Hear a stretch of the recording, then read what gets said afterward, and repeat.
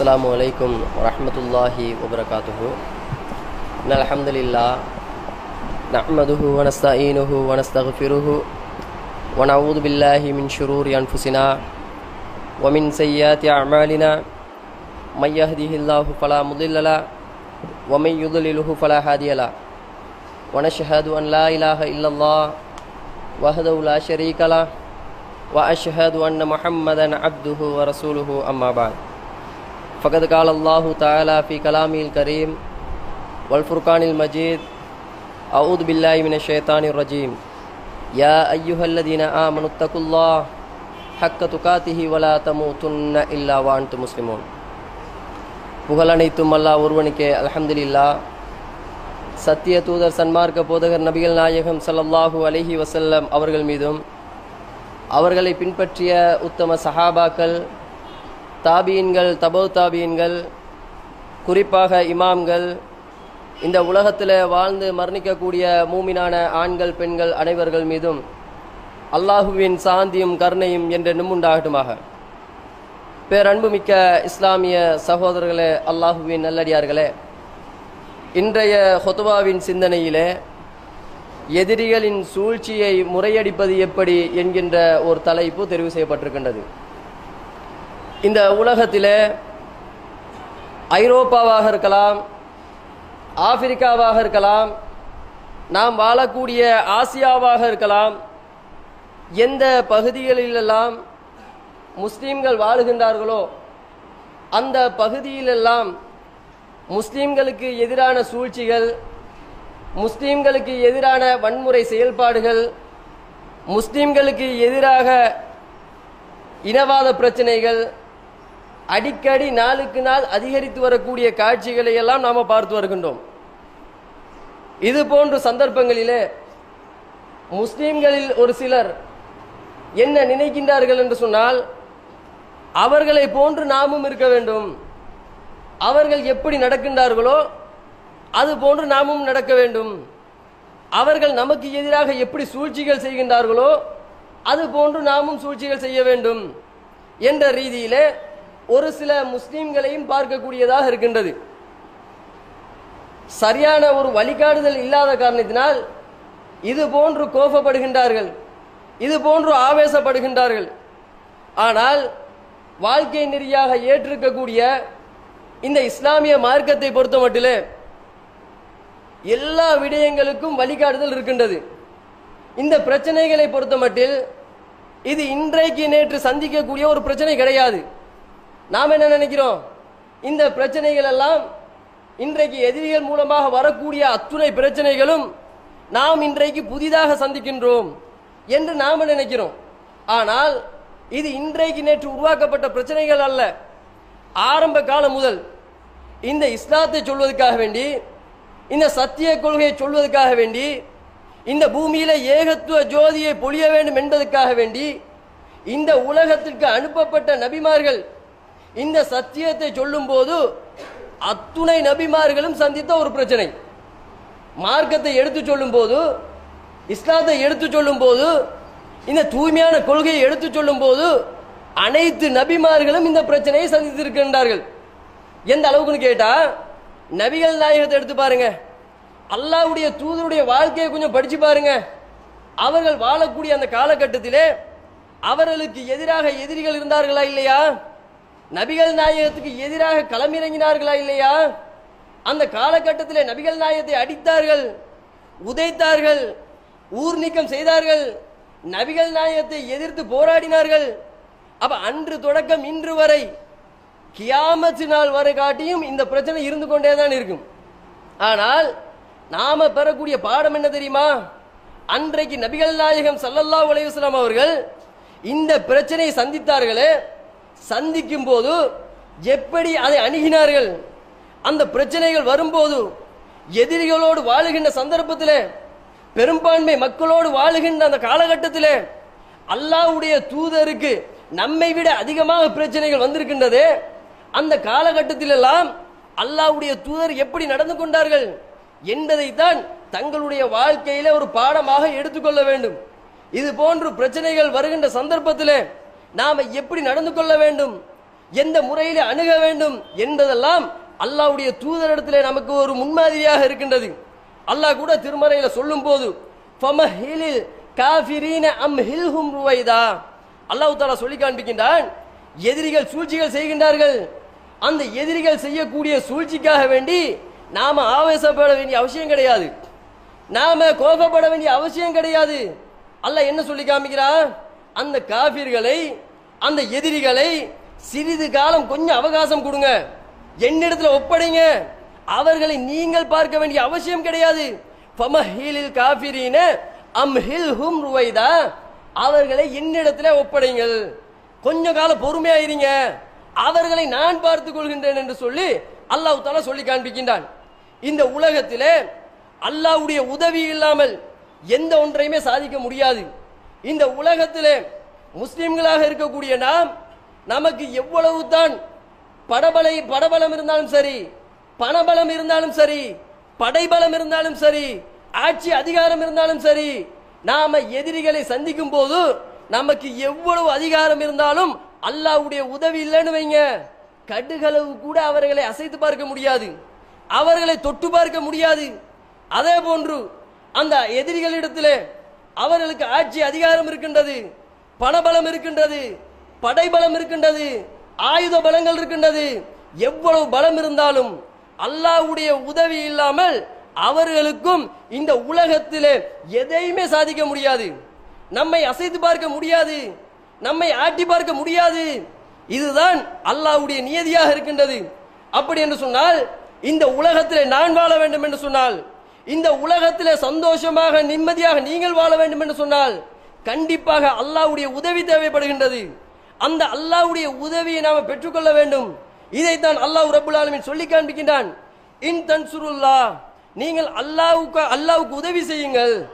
அல்லாஹ்வுடைய உதவி உங்களுக்கு வேணுமா, நீங்கள் அல்லாஹ்வுக்கு உதவி செய்யுங்கள், யன்சுருக்கும், அல்லாஹ் உங்களுக்கு உதவி செய்வான்.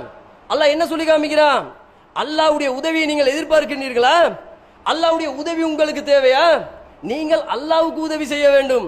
அப்படி அல்லாஹ்வுக்கு நீங்கள் உதவி செய்கின்ற பட்சத்திலே அல்லாஹ் ரப்புல் ஆலமீன் உங்களுக்கு உதவி செய்வான். இப்ப அல்லாஹ்வுக்கு உதவி செய்வது என்றால் என்ன, இன்றைக்கு ஒரு மனிதனுக்கு உலகத்தில் நாம எப்படி உதவி செய்வோமோ அது போன்று உதவி செய்வதா, நம்முடைய பொருளாதாரத்தை அல்லாஹ்வுக்கு கொடுப்பதா, நம்முடைய சொத்து செல்வங்களை எல்லாம் அல்லாஹ் கேட்கின்றானா, அந்த உதவி கிடையாது. அல்லாஹ் கேட்கக்கூடிய உதவி என்ன தெரியுமா, அல்லாஹ்வுடைய மார்க்கத்தை சரியான முறையில் பின்பற்ற வேண்டும், அல்லாஹ்வுடைய மார்க்கத்தை சரியான முறையில் கடைபிடிக்க வேண்டும்.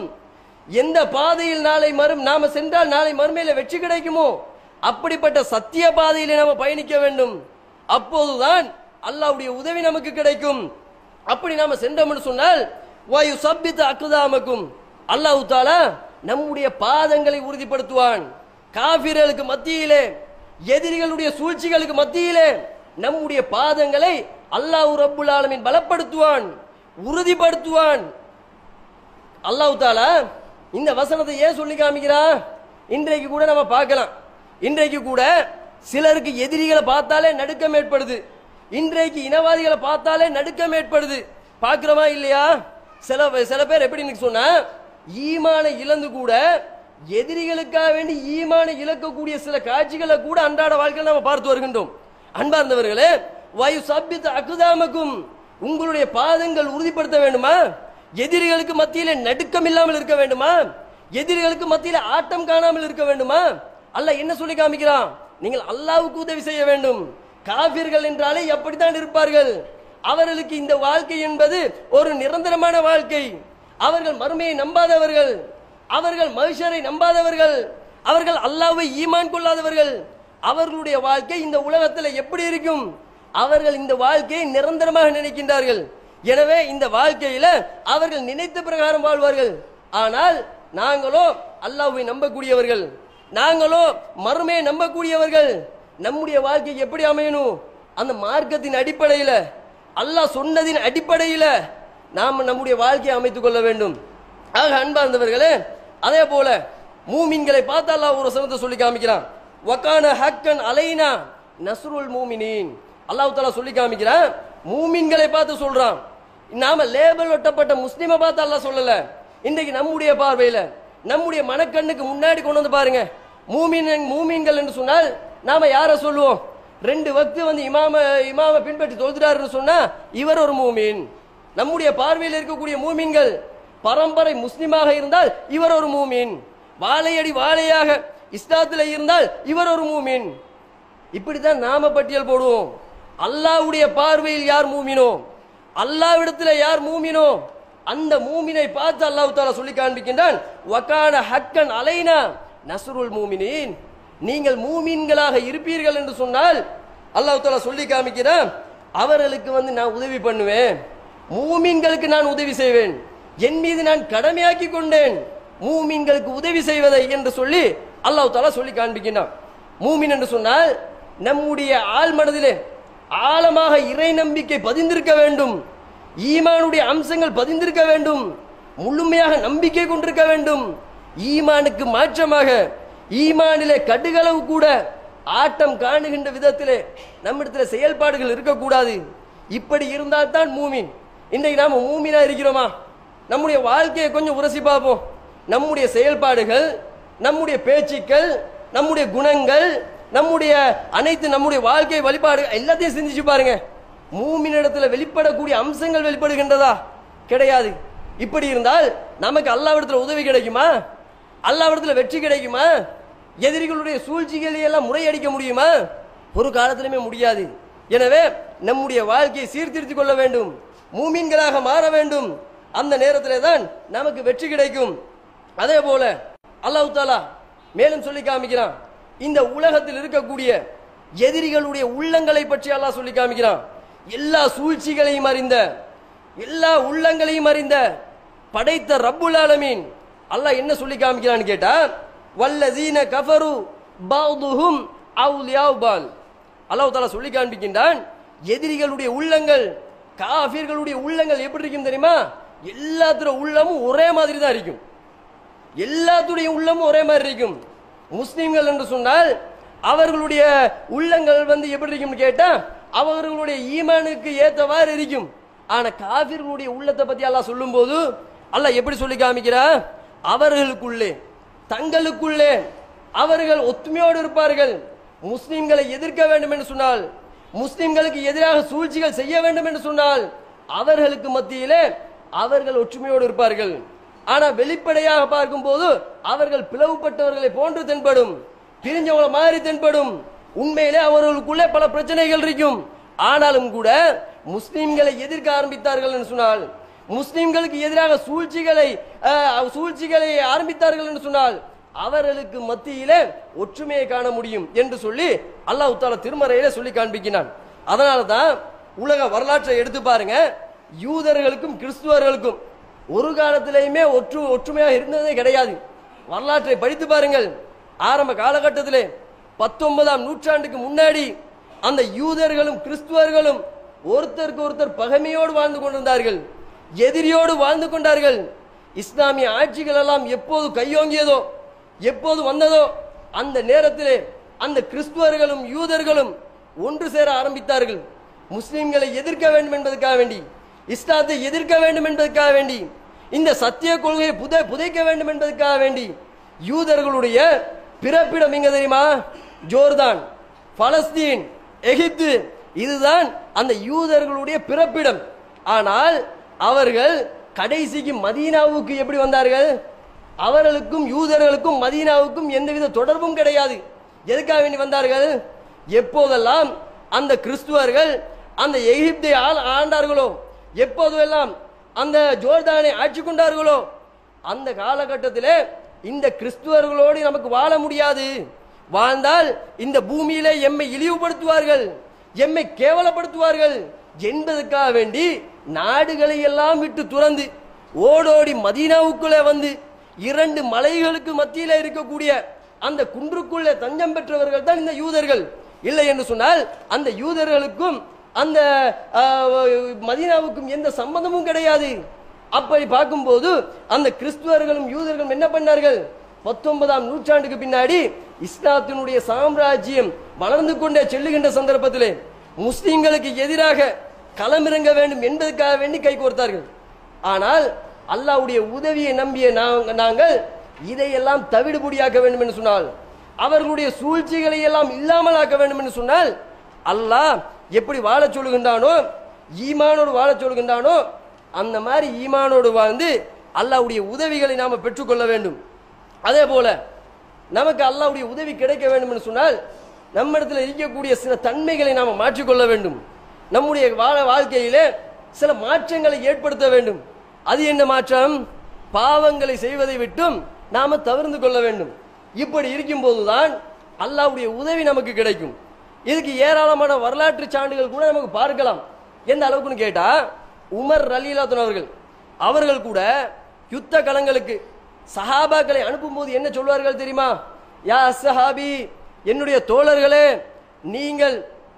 நீங்கள் ஆள்பலம் கொண்டவர்களாக இருந்தாலும் கூட நீங்கள் ஒரு போர்க்களத்துக்கு செல்கின்றீர்கள் என்று சொன்னால் அங்கே போய் அவர்களை வெல்லலாம் என்று நீங்கள் நினைக்கின்றீர்கள். உங்களுடைய ஆயுத பலத்தால், உங்களுடைய படை பலத்தால், உங்களுடைய அதிகார பலத்தால் நீங்கள் அந்த எதிரிகளை வெற்றி கொள்ளலாம் என்று நினைக்கின்றீர்கள். ஆனாலும் கூட நீங்களும் அவர்களும் பாவம் செய்வதில் சமமாக இருப்பீர்கள் என்று சொன்னால், ஒரே தரத்தில் இருப்பீர்கள் என்று சொன்னால் கண்டிப்பாக வெற்றி அவர்களுக்கு தான். காரணம் என்ன? அவர்களோ ஈமான் கொள்ளாதவர்கள், அவர்களோ அல்லாஹ்வை நம்பாதவர்கள், அவர்களோ மறுமையை நம்பாதவர்கள். ஆனால் நீங்கள் மறுமையை நம்பியவர்கள், அல்லாஹ்வை நம்பியவர்கள், நீங்கள் பாவம் செய்யாதவர்களாக இருக்க வேண்டும். இப்படி இல்லைன்னு சொன்னால் நீங்கள் எவ்வளவு தான் உங்களிடத்தில் ஆயுத பலம் இருந்தாலும் சரி, உங்களிடத்தில் எவ்வளவு தான் படைபலம் இருந்தாலும் சரி, கண்டிப்பாக உங்களுக்கு வெற்றி அல்ல, அவர்களுக்கு தான் வெற்றி என்று சொல்லி உமர் ரலியல்லாஹு அவர்கள் யுத்த களங்களுக்கு அனுப்பும் போது இந்த போதனையை செய்வார்கள். அதே போன்று அல்லாஹ்வுடைய நேரடி உதவி கூட நமக்கு எப்போது வரும் என்று கேட்டால் அல்லாஹ் சொல்லுகின்ற பிரகாரம் வாழ வேண்டும். அதுக்கு கூட ஒரு சம்பவத்தை பார்க்கலாம். எந்த அளவுக்குன்னு கேட்டா, நபிமார்களுக்கு வஹி செய்தி வருவதாக நாம பார்த்திருக்கிறோம். ஆனா மலக்குமார்களுக்கு வஹி செய்தி இறக்கியதாக நாம பார்த்திருக்கிறோமா? அல்லாஹ் தஆலா ஒரு சந்தர்ப்பத்தில் சொல்லி காமிக்கிறான். எப்படி சொல்றான்னு கேட்டா, இது யூஹிய ரப்புக இலல் மலாயிகதி, மலாயிகாமார்களுக்கு அல்லாஹ் தஆலா அந்த நேரத்தில் வஹி செய்தி இறக்குகின்றான். அன்னி மாக்கும், நான் உங்களோடு இருக்கின்றேன். மலக்குமார்களை பார்த்து அல்லாஹ் சொல்றான், நான் உங்களோடு இருக்கின்றேன் என்று அல்லாஹ் தஆலா சொல்லிட்டு, ஃபஸப்பித்துல்லதீன ஆமனு, நம்பிக்கை கொண்ட ஒரு கூட்டம் பத்ர் காலத்திலே முன்னாடி நின்று கொண்டிருக்கின்றார்கள். அவர்களை தாக்குவதற்கோ அவர்களை எதிர்ப்பதற்கோ ஒரு பெரும் கூட்டம் வந்து கொண்டிருக்கின்றார்கள். அவர்களுடைய இரத்தத்தை ஓட்டுவதற்காக வேண்டி, அவர்களுடைய நாடி நரம்பை தவித்து விட வேண்டும் என்பதற்காக வேண்டி, அவர்களுடைய வேர்களை எல்லாம் பிடுங்கிவிட வேண்டும் என்பதற்காக வேண்டி ஒரு பெரும் கூட்டம் எதிரிகள் சூழ்ச்சியோடு பத்ர் களத்திலே முன்னாடி இருக்கக்கூடிய, ஈமான் கொண்டிருக்கக்கூடிய, நம்பிக்கை கொண்டிருக்கக்கூடிய ஒரு கூட்டத்தை, என்னுடைய அடியார்களை அழிப்பதற்காக வேண்டி அங்கே படையெடுத்து வந்து கொண்டிருக்கின்றார்கள். அன்னிமாவுக்கும், நீங்கள் பயப்பட வேண்டாம், உங்களோடு நான் இருக்கின்றேன், உடனே பூமிக்குள்ளே செல்லுங்கள் என்று சொல்லி அல்லாஹ் தஆலா அந்த மாணவர்களுக்கு கட்டளை இடுகின்றான். பார்த்தீர்களா? அல்லாஹ் எப்படி நேரடி உதவி, அல்லாஹ்வுடைய நேரடி உதவி கிடைக்குதுன்னு சொல்லி அந்த பத்ர் களத்துல வச்சு சஹாபாக்களுக்கு, ஈமானோடு வாழ்ந்த அந்த நபித்தோழர்களுக்கு அல்லாஹ்வுடைய உதவி எப்படி கிடைக்குது? வானவர்கள் மூலமாக அந்த உதவி கிடைக்குது. அல்லாஹ் தஆலா சொல்லி அனுப்புறான், அன்னிமாவுக்கும் நீங்கள் எதுக்குமே பயப்படாதீங்க, உங்களோடு நான் இருக்கின்றேன், அந்த சஹாபாக்களை போய் காப்பாத்துங்கள் என்று சொல்லி அல்லாஹ் தஆலா சொல்றான். அபூஜஹல் என்ன சொன்னான் தெரியுமா?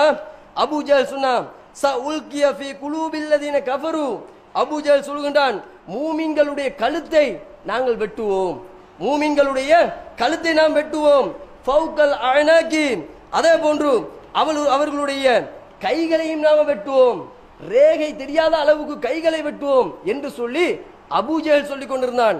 அவனுடைய படைக்கு சொல்லிக் கொண்டிருந்தான். ஆனால் அல்லாஹ் ரப்புல் ஆலமீன் என்ன சொன்னான் தெரியுமா?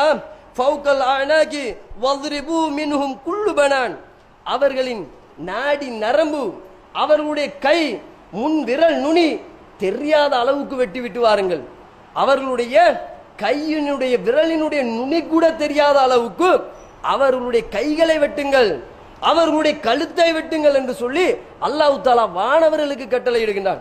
ஆக அன்பார்ந்தவர்களே, பார்த்தீர்களா அல்லாஹ்வுடைய உதவி எப்படி வருதுன்னு பாத்தீங்களா? இது மாதிரி உதவி நமக்கு தேவை என்று சொன்னால் இந்த உலக வாழ்க்கையை சரியான ஒரு பாதையா நாம மாற்றிக்கொள்ள வேண்டும். சரியாக அமைத்துக் கொள்ள வேண்டும். சரியாக அமைத்துக் கொள்ளுகின்ற அந்த சந்தர்ப்பத்தில் தான் நமக்கு அல்லாஹ்வுடைய வெற்றி கிடைக்கும் என்பதை இந்த நேரத்திலே நாம புரிந்து கொள்ள வேண்டும். அதே போல நபிகள் நாயகம் ஸல்லல்லாஹு அலைஹி வஸல்லம் அவர்கள் கூட என்ன சொன்னார்கள்? அந்த நேரத்தில் ஒரு பிரார்த்தனை செய்றாங்க. அல்லாஹும்ம இன் துஹ்லிக் ஹாதிஹில் ஸஹாபா, அல்லாஹும்ம இன் துஹ்லிக் ஹாதிஹில் ஸஹாபா, யா அல்லாஹ் இந்த தோழர்களை நீ இன்றைக்கு அழித்து விட்டாய் என்று சொன்னால், என்னுடைய சஹாபாக்களை ஈமான் கொண்ட இந்த கூட்டத்தை நீ அழித்து விட்டாய் என்று சொன்னால், இதற்கு பிறகு உன்னை வணங்குவதற்கு யாருமே இருக்க மாட்டார்கள் யா அல்லாஹ், எனவே இவர்களை காப்பாத்து யா அல்லாஹ் என்று சொல்லி அன்னலம் பெருமகனார் ஸல்லல்லாஹு அலைஹி வஸல்லம் அவர்கள் செய்த பிரார்த்தனையை பார்க்கிறோம். இது போன்று நாம் உருவாக வேண்டும். யா அல்லாஹ் இன்றைக்கு இருக்கக்கூடிய காலகட்டத்திலே எம்மை எதிரிகள் அழித்து விட்டார்கள் என்று சொன்னால், என்னுடைய தாயை அழித்து விட்டார்கள் என்று சொன்னால், என்னுடைய சகோதரனை அழித்து விட்டார்கள் என்று சொன்னால், இதற்கு பிறகு உன்னை வணங்குவதற்கு யாருமே இருக்க மாட்டார்கள் யா அல்லாஹ் என்று சொல்லும் அளவுக்கு நம்முடைய அந்த ஈமான் பலமானதாக இருக்க வேண்டும், பரிபூரணமான ஈமானாக இருக்க வேண்டும், ஈமானில் ஆட்டம் காணாத ஈமானாக இருக்க வேண்டும். அப்படி இருந்தால் மாத்திரமே இது போன்று நமக்கு பிரார்த்தனை செய்ய முடியும். அந்த சஹாபாக்கள் அப்படி இருந்தார்கள், ரசூலுல்லாஹ் அப்படி வார்த்தெடுத்தார்கள். வார்த்தெடுத்த அந்த நபி தோழர்கள் அப்படி இருந்த காரணத்தினால் அல்லாஹ் கொடுத்த வெற்றியை பாத்தீங்களா? நபிகள் நாயகம் எப்படிப்பட்ட பிரார்த்தனை செய்யறாங்கன்னு பாத்தீங்களா? யா அல்லாஹ் என்னுடைய இந்த சமுதாயத்தை நீ அழித்து விட்டாய் என்று சொன்னால், எதிரிகள் மூலமாக புதைத்து விட்டாய் என்று சொன்னால், இதற்கு பிறகு உன்னை வணங்குவதற்கு ஒருத்தருமே இருக்க மாட்டாங்க யா அல்லாஹ், எனவே இது போன்ற ஒரு சமுதாயத்தை பார்க்க முடியாது யா அல்லாஹ், அவ்வளவு ஈமானுடைய பலம் யா அல்லாஹ் என்று கேட்கின்றார்கள் என்று சொன்னால், நம்முடைய ஈமான் எவ்வளவு பலமாக இருக்க வேண்டும், அல்லாஹ்வுடைய உதவியை பெற்றுக்கொள்ளக்கூடிய ஈமானாக இருக்க வேண்டுமா இல்லையா? நாம சிந்தித்து பார்க்க வேண்டும். ஆக அன்பார்ந்த இஸ்லாமிய சகோதரர்களே, அல்லாஹ்வின் நல்லடியார்களே, அந்த அடிப்படையிலே நம்முடைய வாழ்க்கையை அமைத்துக் கொள்கின்ற அந்த சந்தர்ப்பங்களில் கண்டிப்பாக அல்லாஹ்வுடைய உதவி கிடைக்கும். அந்த எதிரிகளுடைய சூழ்ச்சிகளை எல்லாம் நமக்கு முறையடிக்க முடியும். நாம கூட ஆரம்ப காலகட்டத்தை பார்க்கலாம், நபிமார்களுடைய வரலாறுகளை பார்க்கலாம். எந்த அளவுக்குன்னு கேட்டா, நபிமார்களுடைய வரலாறு எடுத்து பாருங்க. அன்றைக்கோ விரல் விட்டு எண்ணக்கூடிய நபித்தோழர்கள் இருந்தார்கள், நபிகள் நாயகத்தோடு இருந்தவர்கள் விரல் விட்டு எண்ணக்கூடியவர்கள். அப்படிப்பட்ட காலகட்டத்தில் நபிகள் நாயகத்துக்கு பலவிதமான எதிர்ப்புகள் வந்துச்சு. அந்த காலகட்டத்தில் எல்லாம் அல்லாஹ் நபிகள் நாயகத்துக்கு வெற்றியை கொடுத்தானா இல்லையா? நபிகள் நாயகத்துக்கு வெற்றியை கொடுத்தான். அதே போன்று ஃபிரௌன் எடுத்து பாருங்க. இன்றைக்கு இருக்கக்கூடிய இனவாதிகள் எல்லாம் மிஞ்சும் அளவுக்கு இன்றைக்கு நமக்கு எதிராக சூழ்ச்சி செய்யக்கூடியவர்களுடைய சூழ்ச்சிக்கெல்லாம் மேலான சூழ்ச்சிக்காரனாக இருந்த இன்றைக்கு இருக்கக்கூடிய எதிரில இருக்கிறார்களே அவர்களுக்கெல்லாம் பெரும் அரசனாக இருக்கக்கூடிய ஃபிரௌன் எடுத்து பாருங்க. எப்படிப்பட்டவன்? ஆனா ரப்புக்கும் இந்த உலகத்தை படைத்து பரிபாலிக்கக்கூடிய ஒரே இறைவன் நான் தான், இந்த உலகத்தை நான் தான் படைச்சேன், இந்த உலகத்தை நான் தான் ஆளுவேன் என்று பெருமை அடித்தவன். ஃபிரௌனுக்கு என்ன நடந்துச்சு? ஃபிரௌனுடைய ஆட்டம் போச்சா? ஃபிரௌனை அல்லாஹ் எப்படி அழித்தான்? அந்த வரலாறுகளை நாம திருமறை குர்ஆன்ல படிக்கிறோம். நபி மூசா அலைஹிஸ்ஸலாம் சத்தியத்தை கொண்டு வருகின்றார்கள், ஏகத்துவத்தை கொண்டு வருகின்றார்கள், ஈமானோடு வாழுகின்றார்கள். அவர்களை ஏற்றுக்கொண்ட ஒரு ஈமானான கூட்டம் இருக்கின்றது. அந்த சந்தர்ப்பத்தில் அல்லாஹ் தஆலா எப்படி அழித்தான் தெரியுமா? அந்த கடலுக்குள்ளே மூசா அலைஹிஸ்ஸலாத்தையும் மூசா அலைஹிஸ்ஸலாத்தினுடைய அந்த கவுமையும் விரட்டி கொண்டு செல்லுகின்ற சந்தர்ப்பத்தில் நாம் அடிக்கடி படித்த வரலாறுகள், நமக்கு தெரிந்த சம்பவங்கள், இதை ஒரு பாடமாக எடுத்துக்கொள்ள வேண்டும். எந்த அளவுக்குன்னு கேட்டா, பின்னாடி விரட்டிக்கிட்டு போறான், விரட்டிக்கிட்டு போனா முன்னாடி பெரிய கடல், பின்னாடி பெரிய படை. இப்படி இருக்கக்கூடிய அந்த சந்தர்ப்பத்தில் யாரா நம்முடைய கண் முன்னாடி கொஞ்சம் நிப்பாடி பாருங்க. நம்ம எதிரிகள் விரட்டுறான், விரட்டுகின்ற சந்தர்ப்பத்தில் முன்னாடி பெரிய ஒரு கடல் இருக்குது, பின்னாடி பெரிய படை இருக்குது. நமக்கு தப்பிக்க முடியுமா? நாம் அப்படி நினைப்போமா? அல்லாஹ்வுடைய உதவி நமக்கு நேரடியாக வரும் என்று நாம் எதிர்பார்ப்போமா? கிடையாது. ஆனால் மூசா அலைஹிஸ்ஸலாத்தையும் அந்த கூட்டத்தையும் அல்லாஹ் தஆலா எதிரிகளுக்கு மத்தியிலே அல்லாஹ் தஆலா காப்பாற்றினான். கடலை பிளந்தான், கடலை பிளந்து அந்த சமுதாயத்தை காப்பாற்றினான். யாரெல்லாம் கங்கணம் கட்டிக்கொண்டு, யாரெல்லாம் இஸ்லாத்தை அழிக்க வேண்டும் என்று சூழ்ச்சி செய்து கொண்டு மூசா அலைஹிஸ்ஸலாத்தையும் அவருடைய கூட்டத்தை விரட்டி கொண்டு சென்றானோ அவர்களை அதே கடலுக்குள்ளே வைத்து அல்லாஹ் அழித்த வரலாறுகளை நாம திருமறை குர்ஆனில் படிக்கின்றோம். அப்படி என்று சொன்னால் நமக்கு அல்லாஹ்வுடைய உதவி இது போன்று தேவையா? இது போன்று அல்லாஹ்வுடைய உதவிகளை பெற்றுக்கொள்ள வேண்டுமா? கண்டிப்பாக நாம மூமின்களாக வாழ வேண்டும். ஈமான் உள்ளவர்களாக வாழ வேண்டும். ஆனால் நம்முடைய ஈமானை கொஞ்சம் உரசி பாருங்க. நமக்கு எப்படி எந்த அளவுக்கு ஈமான் இருக்குது தெரியுமா? நமக்கு நம்முடைய வீட்டில் ஏதாவது ஒரு ஃபங்க்ஷன் ஒரு காட்டி ஈமான் இருக்கும். நம்முடைய தௌஹீத்வாதிகள் மத்தியில், நம்முடைய கொள்கைவாதிகள் மத்தியில், நான் 20 வருஷமா தௌஹீத்வாதி, நான் 30 வருஷமா தௌஹீத்வாதி, நான் 40 வருஷமா தௌஹீத்வாதி என்று பேசக்கூடியவர்களுக்கு மத்தியில் கூட நாம காணக்கூடிய ஈமானுடைய பலவீனம் என்ன தெரியுமா? நம்முடைய வீட்டில் ஏதாவது ஒரு ஃபங்க்ஷன் வரணும், ஃபங்க்ஷன் வந்துச்சுன்னு சொன்னா ஈமான் அப்படியே அடிபட்டு போகக்கூடிய காட்சிகளை பார்க்கிறோம். அதுக்காட்டியும் தௌஹீத்வாதியா இருப்பாரு, அதுக்காட்டியும் குர்ஆன் ஹதீஸ பேசுவாரு.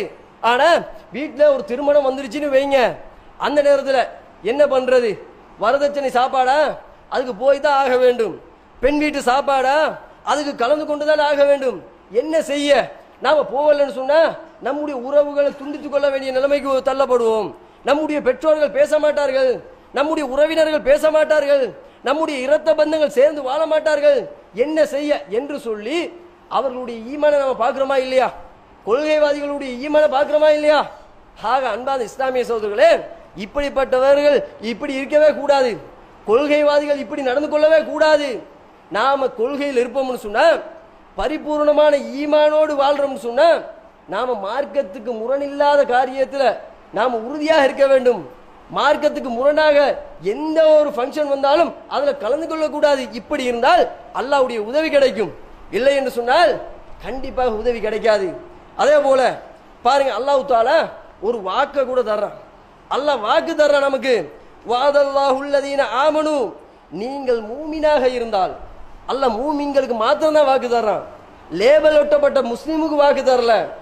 ஏதோ எனக்கு எதுவெல்லாம் இலகுவாக இருக்குதோ அதெல்லாம் நான் என்னுடைய வாழ்க்கையில கடைபிடிப்பேன், எதுவெல்லாம் எனக்கு கஷ்டமாக இருக்குதோ அதையெல்லாம் நான் விட்டு விடுவேன் என்று இருக்கக்கூடிய அந்த முஸ்லிம்களை பார்த்து அல்லாஹ் சொல்லல.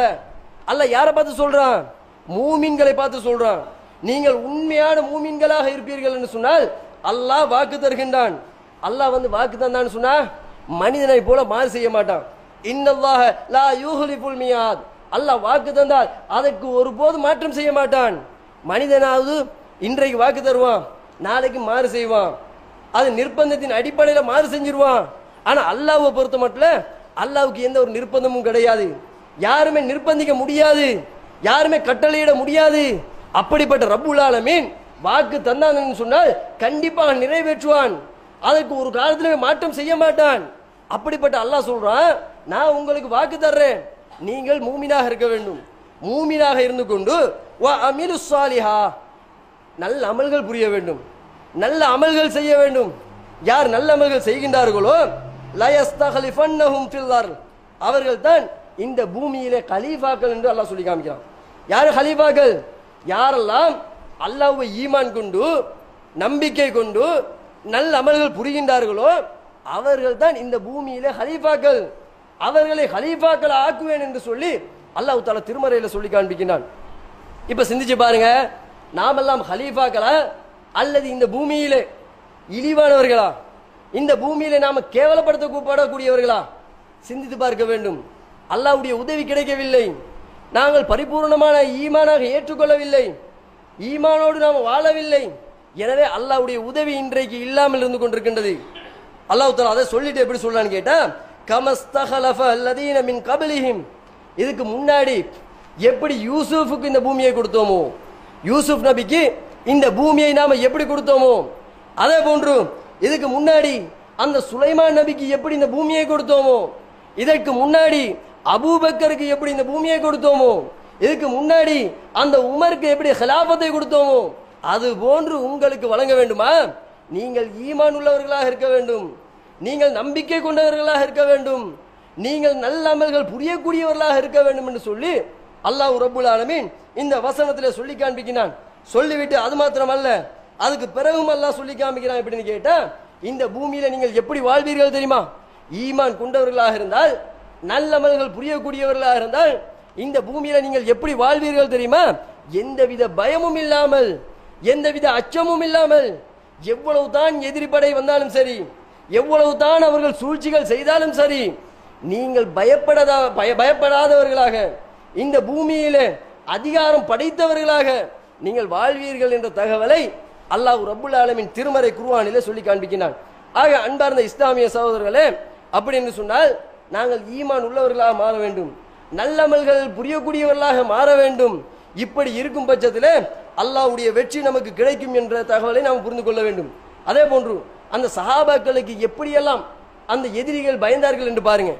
ரோமர்களில் சிலர் கேட்கிறாங்க, எப்படி கேட்கிறாங்கன்னு கேட்டா, எங்களுடைய ராணுவ அணியும் நல்ல வீரமிக்கதாக இருக்கின்றது, ஆனாலும் கூட இந்த பாலைவனத்தில் வாழக்கூடிய இந்த சஹாபாக்கள், பாலைவனத்தில் இருக்கக்கூடிய இந்த சஹாபாக்கள் காய்ந்த ரொட்டியை சாப்பிடுறாங்க, பேரிச்ச பழத்தை சாப்பிடுறாங்க, இவர்களுக்கு எப்படி இந்த அளவுக்கு பலம்?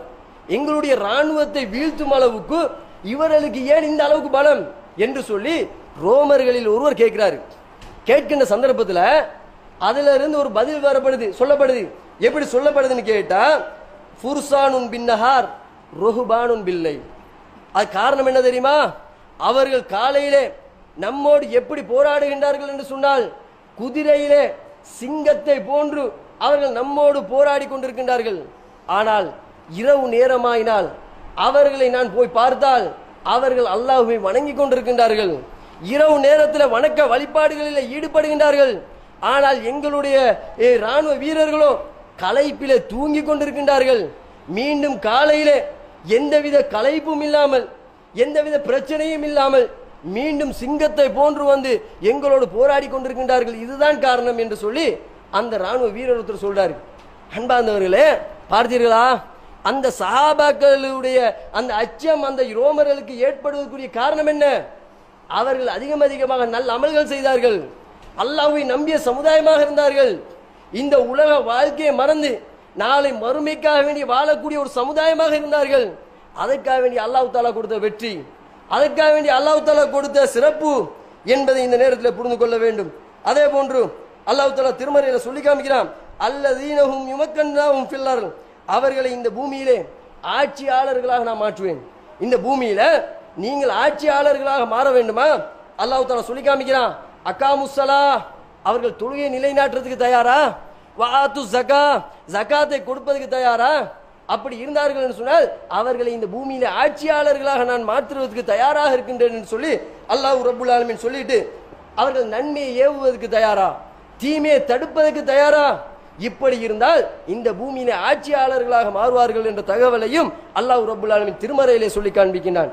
அந்த அடிப்படையிலே நம்முடைய வாழ்க்கையை மாற்றிக்கொள்ள வேண்டும், நல்லமல்கள் புரியக்கூடியவர்களாக நாம் மாற்றிக்கொள்ள வேண்டும். மாற்றிக்கொள்ளும் பட்சத்திலே அல்லாஹ்வுடைய வெற்றி கிடைக்கும் என்ற தகவலை புரிந்து கொண்டு வாழ்ந்து மரணிப்பதற்கு எல்லாம் அல்லாஹ் அருள் பாலிப்பான்.